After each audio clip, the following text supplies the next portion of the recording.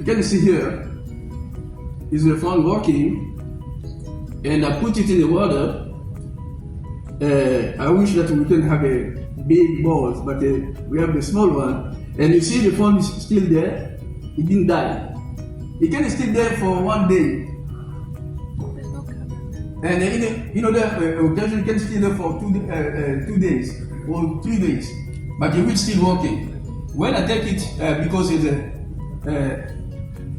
it's here, it's working.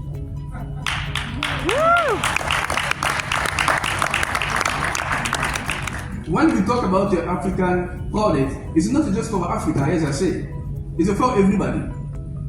But we need to have a requirement, because African people, as I said, they live in a condition, they need perfect system for them. But those systems can work everywhere. And it can be also affordable for everybody. The big problem here is how you make this such technological advance and in the low price. Because that is a problem, because I know you guys, you are economists, you are asking yourself the question, how can you do that? Because African people cannot access credit to buy phone, like in the other continent. They don't have money. They are rich because they have a farm, they have villages, they have kids, they are rich, but they don't have money. They don't have access to the credit to buy phone. But it is different from other areas around the world. He is native of the Democratic Republic of Congo. Professor Bele has been concerned about Africa lagging in the digital connectivity.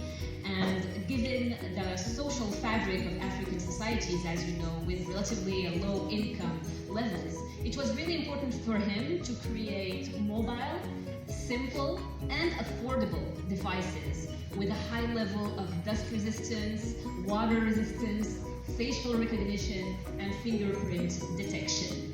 Now, Professor Bele created Okapi Mobile in collaboration with his wife, Dr. Leah Bele, who is here with us today. And their cell phone company designs and manufactures cell phones to meet high demands at a very, very competitive price point. Okapi opened shops in over 40 stores and generated employment, mentorships, and entrepreneurships in the DRC and other African countries. Now, Professor Bele, you are a role model for many founders, and we really look forward to hearing from you. Thank you. Let's give him a really warm round of applause, ladies and gentlemen.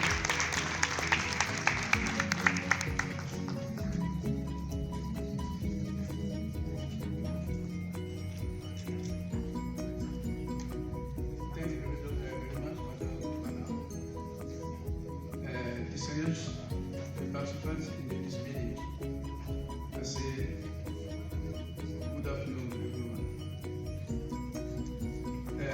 Let me begin by thanking the International Monetary Fund, the Financial Corporation, the International Financial Corporation, et aussi la Confédération Générale des Entreprises du Maroc.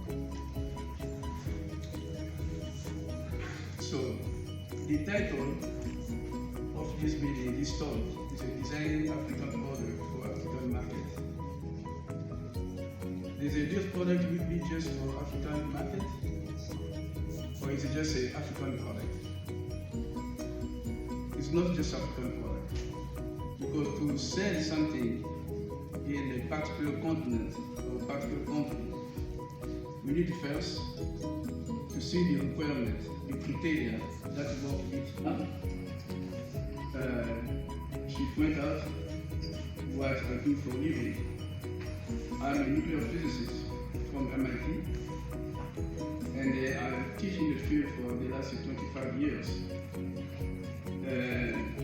Also, I do many other things besides that. That's why we talk about Okapi. When she talked about where I work in the laboratory for nuclear science. And the nuclear science, nuclear physics, is a physics. When we talk about the physics, we talk about everything around us. This sound from the microphone, this light, this building, everything is a physics. Everything comes from physics. That means if somebody is very involved in the physics research, he can be able to do many things that he will be able to do if he have time and the money to do that.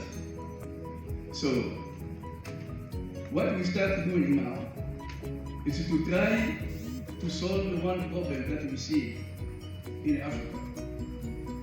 6 years ago, I was sitting and reading news from Africa. I see the penetration of the electronic device in Africa was growing. And I say myself, that is maybe in the eyes of the economists or the financial people. But for me as a scientist, I need to see what is the criteria that make this going and how this will happen. When I started checking, I come out with something. The criteria for Africa to have an electronic device is, first of all, they can be low cost, affordable for African people. That's the first. The second one is a technical configuration of the device.